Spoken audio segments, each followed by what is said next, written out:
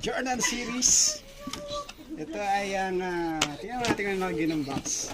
This is the Jordan Fadeaway series, size 8.5. Ayan siya. May number 23.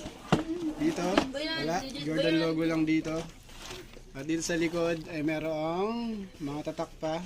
Naka-emboss, yes. Mukhang legit naman na Nike kasi mayroong box made in Vietnam. Made in Vietnam pala eh. Legit ba to?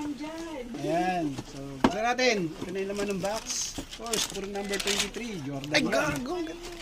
This is the shoes itself. Wow. Mama Jason, hindi na pala nag-record. Hindi, nag-record. This is a Jordan Fadeaway series. Hindi pa nakita nito sa personal.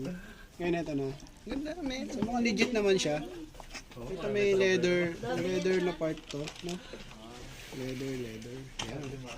At merong Jordan number 23 dito.